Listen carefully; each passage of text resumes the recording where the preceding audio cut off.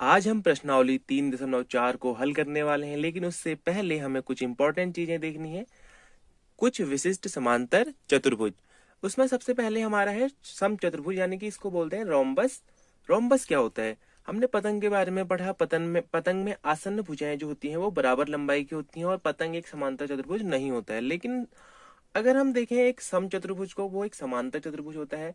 इसमें क्या होता है, बराबर भुजाएं होती हैं, इसकी भुजाएं बराबर होती हैं, और इसके विकर्ण क्या करते हैं, एक दूसरे को समद्विभाजित करते हैं। समद्विभाजक विकर्ण होते हैं इसमें। अगर इसके हम विकर्ण ऐसे ड्रॉ करें, ये दो विकर्ण, तो ये इस पॉइंट पे क्या है, एक दूसरे को समद्विभाजित यानी कि बराबर भागों में बांटते हैं। समचतुर्भुज की तरह आपने एक आकृति देखी होगी, एक मिठाई आती है काजू कतली। उसके एग्जाम्पल से आप, उदाहरण से आप समझ सकते हैं कि समचतुर्भुज कैसा दिखता है और कैसा होता है। अब हम देखते हैं अगला विशिष्ट समांतर चतुर्भुज, वो है आयत। अगला विशिष्ट समांतर चतुर्भुज है हमारा आयत, यानी कि रेक्टेंगल। रेक्टेंगल क्या होता है? ये यहाँ पे आकृति बनी हुई है, ये एक रेक्टेंगल, एक आयत की आकृति है। आकृति आयत में क्या होता है, सम्मुख भुजाएं बराबर होती हैं, यानी कि आमने सामने की भुजाएं बराबर होती हैं। ए बी बराबर होगी सी डी के, ए सी बराबर होगी बी डी के, और चारों अंतः कोण होते हैं 90 डिग्री के, यानी कि समकोण होते हैं चारों अंतः कोण। ये जो बने हुए हैं 90-90 डिग्री के चारों अंतः कोण, और विकर्ण होते हैं बराबर। अगर मैंने यहाँ पे दो विकर्ण ड्रॉ किए हैं इसके आयत के, तो ये होते हैं बराबर लंबाई के। अगला है समद्विभाजक विकर्ण। जो इसके विकर्ण हैं वो एक दूसरे को समद्विभाजित करते हैं, यानी कि बराबर दो हिस्सों में विभाजित करते हैं। यानी कि यहाँ से ये वाली डिस्टेंस, ये वाली, और यहाँ से ये वाली डिस्टेंस क्या होगी, बराबर होंगी यहाँ से, और ये वाली यहाँ तक, यहाँ से यहाँ तक की डिस्टेंस आपस में बराबर होगी, क्योंकि समद्विभाजित करता है। तो आयत हमने पढ़ा, जिसकी चार भुजाएं होती है। चार भुजाएं तो होती हैं चतुर्भुज, किसी भी चतुर्भुज में 90 डिग्री के इसमें चारों कोण होते हैं। आमने सामने की भुजाएं बराबर होती हैं, विकर्ण बराबर होते हैं, और विकर्ण एक दूसरे को समद्विभाजित करते हैं। अब देखते हैं हम अगला विशिष्ट समांतर चतुर्भुज, जो है हमारा वर्ग, यानी कि स्क्वायर। अभी हमने आयत यानी कि रेक्टेंगल को समझा। अब हम देखते हैं वर्ग। वर्ग में सारे गुण आयत की तरह होते हैं, लेकिन इसमें क्या होता है, सभी भुजाएं बराबर होती हैं। आयत में क्या था, केवल सम्मुख भुजाएं बराबर होती थी आमने सामने की, लेकिन वर्ग में सभी भुजाएं बराबर हैं। ये ए बी बराबर बी सी बराबर सी डी बराबर ए डी, ये सभी भुजाएं आपस में बराबर हैं। चारों कोण 90 डिग्री के हैं, आयत में भी सेम था। विकर्ण बराबर होते हैं, आयत में भी विकर्ण बराबर थे, और विकर्ण एक दूसरे को समद्विभाजित करते हैं। यही गुण क्या है, आयत में भी था। तो वर्ग क्या है, आयत के सारे गुण दर्शाता है, तो वर्ग एक आयत है। अब हम देखते हैं प्रश्नावली 3.4। हमने जो है 3 विशिष्ट समांतर चतुर्भुजों के बारे में पढ़ लिया है। अब हम इन्हीं के आधार पर प्रश्नावली 3.4 को हल करेंगे।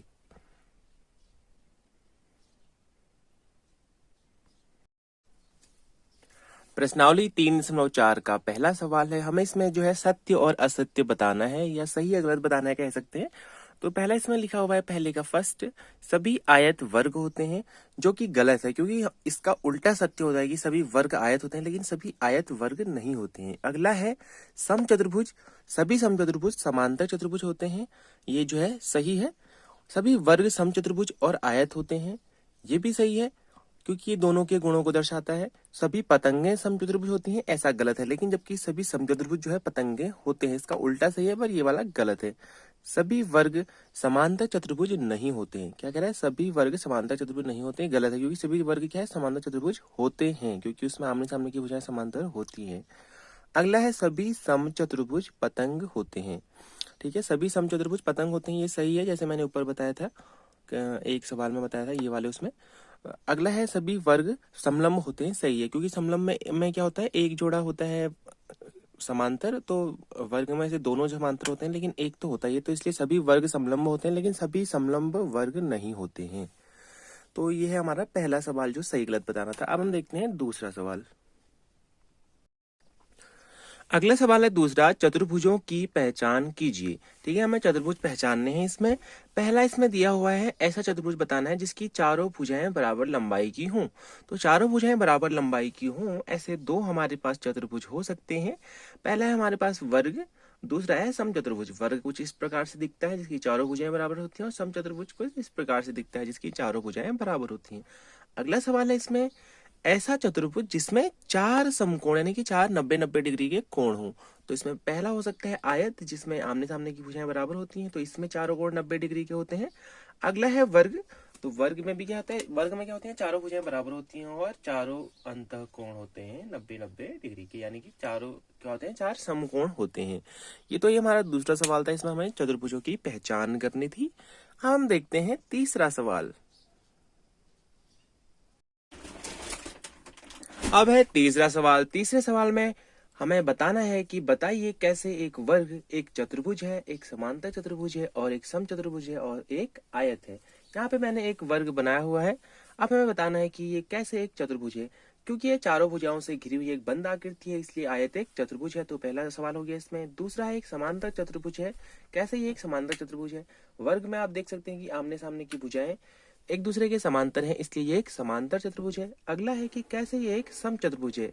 अब देखिए कि कैसे ये एक समचतुर्भुज के सारे गुणों को दर्शाता है। समचतुर्भुज में होता है चारों भुजाएं बराबर होती हैं, तो वर्ग में भी चारों भुजाएं बराबर होती है।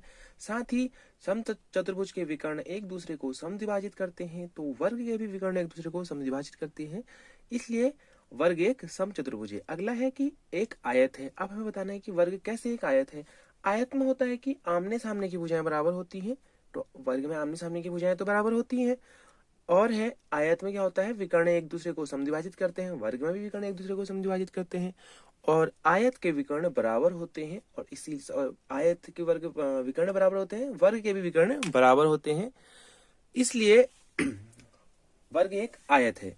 तो हमने जाना कि वर्ग एक ऐसा चतुर्भुज है जो चतुर्भुज भी है, समांतर चतुर्भुज भी है, समचतुर्भुज भी है और एक आयत भी है।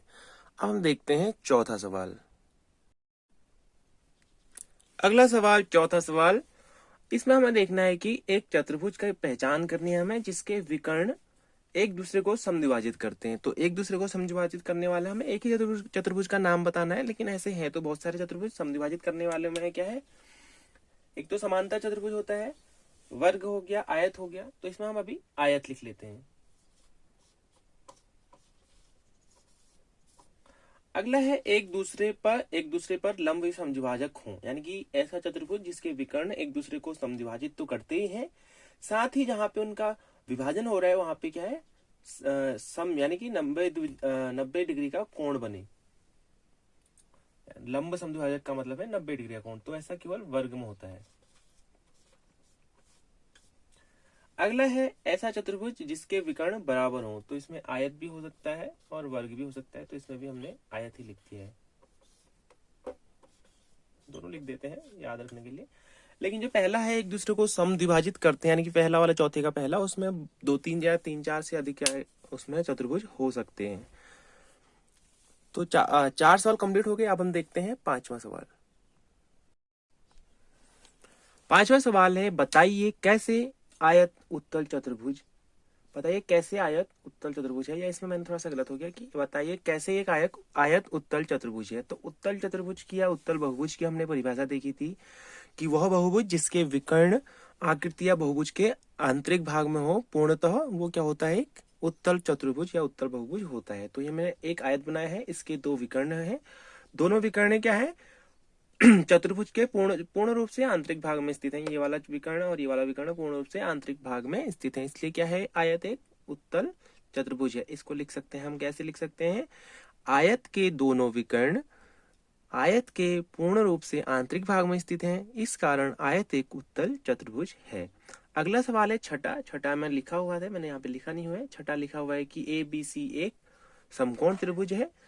तो हमें बताना है कि कैसे O A B और C से समान दूरी पर स्थित है। तो जैसा आप देख सकते हैं यहाँ पर A B C D एक आयत है। आयत के क्या होते हैं, दोनों विकर्ण बराबर लंबाई के होते हैं और एक दूसरे को समद्विभाजित करते हैं। तो यहाँ पे इन्होंने एक दूसरे को समद्विभाजित किया है, तो ये तीनों डिस्टेंस क्या होगी, आपस में बराबर होगी। कौन सी डिस्टेंस, O से A तक की यानी कि OA बराबर O से B तक की OB और O से C तक की OC।